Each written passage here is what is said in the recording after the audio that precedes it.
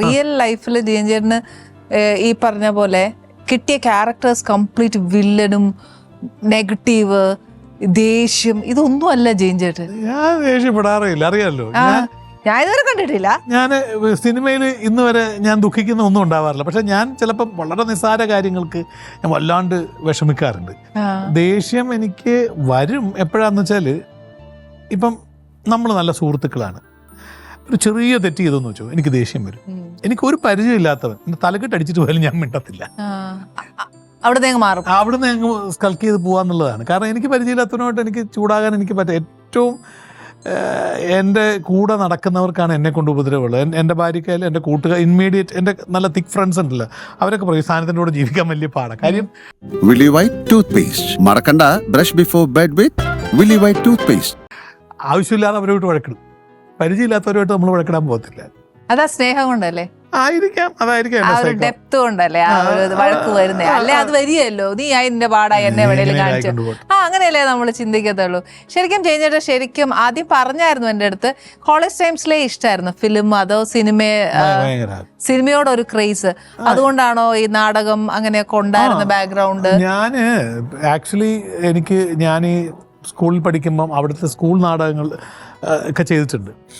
അന്ന് ഞാൻ അത്യാവശ്യം മോശമല്ലാതെ പാടുമായിരുന്നു. അപ്പോൾ എനിക്ക് എല്ലാ വർഷവും 3 സർട്ടിഫിക്കറ്റ് കിട്ടും, LKG to 10th എനിക്ക് കിട്ടുന്നത്.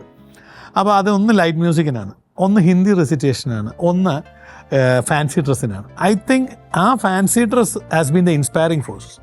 അവിടുന്ന് ഞാനിങ്ങനെ ജീവിതത്തിൽ മുമ്പോട്ട് പോകുമ്പം എന്നെ ടു ബിക്കം എന്താ പറയുക, നമ്മൾ പ്രച്ഛന്ന വേഷം, പല വേഷങ്ങൾ കിട്ടി എത്തുക എന്നുള്ളത് അന്നേ മനസ്സിൽ LKG തൊട്ട് തുടങ്ങുന്നത്, 3.5 വയസ്സിൽ തുടങ്ങുന്നതല്ലേ.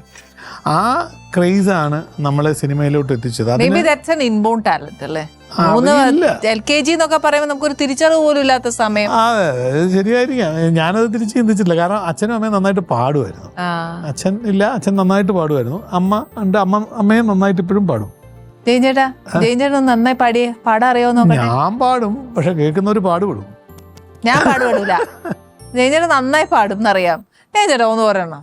പാടാ, നമുക്ക് സംസാരിക്കുന്നതിനിടെ എപ്പോഴെങ്കിലും ഒരു പാട്ട്. ഇല്ലില്ല, ഉറപ്പാണേ. പിന്നെ അപ്പൊ അങ്ങനെ ഇപ്പം കോളേജ് ടൈംസ് വന്നപ്പോഴത്തേക്ക് നാടകം, കോളേജിൽ വന്നു കഴിഞ്ഞപ്പോൾ ഞാൻ കൂടുതലും സോങ്സിലായിരുന്നു, പാട്ട് പരിപാടി ഉണ്ടായിരുന്നു. അത് കഴിഞ്ഞിട്ട് PG കഴിഞ്ഞ സമയത്ത് ട്രിവാൻഡ്രത്ത് ഒന്ന് PG ഞാൻ അവിടെ ചെയ്യുന്നത്. അത് കഴിഞ്ഞ സമയത്താണ് കാവാലം നാരായണ പണിക്കർ സാറുമായിട്ട് ഒരു ബന്ധം വരികയും ഞാൻ ആ നാടക കളരിയിൽ പോയി ഒരുപാട് കാലം നാടകം കണ്ടുകൊണ്ട് വന്നു. അത് കഴിഞ്ഞ് അത് സ്വപ്നവാസവദത്ത എന്ന് പറയുന്നൊരു നാടകം നടക്കുന്ന സമയത്ത് അതിലെ മെയിൻ ക്യാരക്ടർ സ്വപ്നവാസവദത്തനായിട്ട് എന്നെ കാസ്റ്റ് ചെയ്ത്, പിന്നെ കാവാലം നാരായണ പണിക്കർ സാറ് തന്നെ ഒരു അകന്ന ബന്ധു കൂടിയാണ് അദ്ദേഹം. സത്യത്തിൽ അതിന്റെ ട്രെയിനിങ് തുടങ്ങിയ സമയത്ത് എന്നോട് പറഞ്ഞു, നിന്നെ കൊണ്ട് അത് ചെയ്യിക്കാം. നമുക്ക് ചോദിച്ചിട്ടുണ്ട് എപ്പോഴെങ്കിലും അങ്ങോട്ട്? ഉറപ്പല്ലേ, ഞാൻ ആരുടെ ചാൻസ് ചോദിക്കാത്ത? അല്ല, അദ്ദേഹത്തോട് കാവാലം സാറിനോട് ഞാനൊരു ചാൻസ് ചോദിക്കുകയല്ലോ, ഞാൻ ഇത് ചെയ്തോട്ടെ. നമ്മൾ ഈ അവിടെ പോയി ഇരിക്കുക, വൈകുന്നേരം ശാസ്ത്രഭവന സ്കൂളിലാണ് റിഹേഴ്സൽ, ശാസ്ത്രഭവന സ്കൂളിലെ അവളെ അതിൻ്റെ അകത്ത് പോയിട്ട് ഞാനിങ്ങനെ കുത്തിയിരിക്കുക. എന്തിനാ ഒരുത്തൻ അവിടെ വന്നിരിക്കുന്നത്? അപ്പം ഈ വന്നിരിക്കുന്ന ഇതിനോടുള്ള ആഗ്രഹം കൊണ്ടല്ലേ. അവിടെ ശിവനും കൃഷ്ണകുമാറും നമ്മുടെ തേങ്ങാ ബിജു, ഇപ്പോഴത്തെ നമ്മുടെ തട്ടി ഉപ്പുമുളകിലേക്ക്, ഇവരൊക്കെ ഇങ്ങനെ പ്രാക്ടീസ് ചെയ്യുന്ന സമയത്ത് ഞാൻ പോയിട്ട് ഇങ്ങനെ കണ്ടുകൊണ്ടിരിക്കുമ്പോൾ അതിനൊറ്റ ഉദ്ദേശമല്ലേ ഉള്ളൂ, നമുക്ക് അഭിനയിക്കണം. അതെ. അപ്പം ഞാൻ പിന്നെ അദ്ദേഹത്തിൻ്റെ വീട്ടിൽ പോയി, പൂജപ്പുര ചാടിയാർ റോഡിൽ അദ്ദേഹം താമസിക്കുന്നത്, അവിടെ പോയി ഞാൻ അദ്ദേഹത്തോട് പറഞ്ഞു, എനിക്ക് ഇങ്ങനെ നമുക്ക് പരിഗണിക്കാം. എൻ്റെ അമ്മാവനുമായിട്ടൊക്കെ നല്ല സൗഹൃദം ഉണ്ടായിരുന്നു ആലപ്പുഴ വെച്ചിട്ടൊക്കെ. അങ്ങനെ അതിൽ ചെയ്യിക്കാൻ നിന്ന സമയത്ത് യാദൃശ്യമായിട്ട് സൗമിനി എന്ന് പറഞ്ഞൊരു സീരിയൽ എന്നെ ഹീറോ ആയിട്ട് കാസ്റ്റ് ചെയ്യുക. നീനാക്കുറുപ്പ് ഹീറോയിൻ, ഞാൻ ഹീറോ. അപ്പൊ അദ്ദേഹം ഇത് കണ്ടു, നിനക്ക് പറ്റിയത് അതാ, നീ അങ്ങോട്ട് നോക്കും, ഇവിടെ നിൽക്കണ്ടെന്ന് പറഞ്ഞു. അത് പേപ്പറിൽ നടന്മാരെ ആവശ്യമുണ്ട്, 1008 എണ്ണം വരുമല്ലോ ഇന്നും പത്രം. ഞാൻ പത്രം തുറന്ന ഫ്രണ്ട് പേജ് ഒന്നും വായിക്കത്തേയില്ല, നേരെ 3ാമത്തെ 4ാമത്തെ ചാൻസ് എവിടെ കിട്ടുന്നു. അങ്ങനെ മഞ്ജു ആർട്സ് എന്ന് പറഞ്ഞിട്ട് മാർത്താണ്ഡത്തുള്ള പ്രൊഡ്യൂസറാണ്. അവർ ഫിലിം ഇൻസ്റ്റിറ്റ്യൂട്ടിൽ നിന്ന്, അടയാർ ഇൻസ്റ്റിറ്റ്യൂട്ടിൽ നിന്ന് പാസ്സായി വന്ന ക്യാമറാമാൻ അറിയും, വൈദി, ഇപ്പോഴത്തെ വൈദി എന്ന് പറഞ്ഞാൽ ഫേമസ് ക്യാമറാമാനാണ് വൈദി. രാജേഷ് എന്ന് പറഞ്ഞ ഡയറക്ടർ, ഇപ്പോഴത്തെ നാഷണൽ അവാർഡ് വാങ്ങിച്ച ആൽബർട്ട് അസോസിയേറ്റ് ഡയറക്ടർ. ഇവരൊരു അടയാർ ഇൻസ്റ്റിറ്റ്യൂട്ടിൽ നിന്ന് പാസ്സായി വന്ന എൻ്റെ പ്രായമുള്ള കുറച്ച് പേർ, അവരെല്ലാവരും കൂടെ ഒരു സീരിയൽ സ്റ്റാർട്ട് ചെയ്യുന്നു. അവർക്കൊരു ഹോസ്പിറ്റലുണ്ട് മാർത്താണ്ഡം ജംഗ്ഷനിൽ, മഞ്ജു ക്ലിനിക്. ഇവരുടെ പെങ്ങളാണ് ഡിഫറൻ്റ്ലി ഏബിൾഡ് ആണ് ആ പെൺകുട്ടി. ആ പെൺകുട്ടിയുടെ സ്നേഹാർത്ഥം, പെങ്ങളോടുള്ള സ്നേഹത്തിൽ അങ്ങനെ പേരിട്ട്, അച്ഛൻ ഡോക്ടറാണ്, അമ്മ ഡോക്ടറാണ്, അവർ കൊടുത്ത പൈസയിലാണ് പ്രൊഡക്ഷൻ.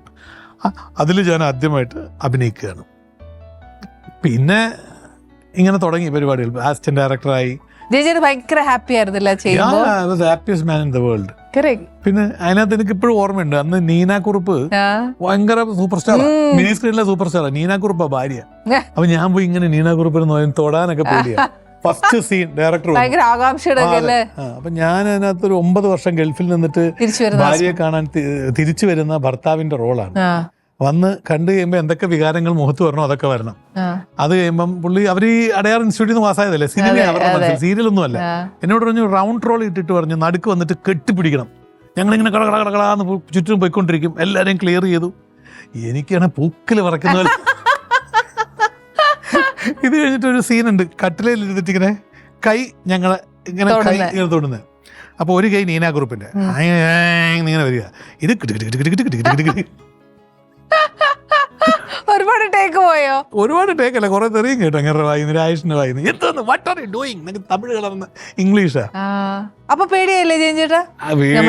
അല്ലെങ്കിലേ മേടിച്ച് പറയും.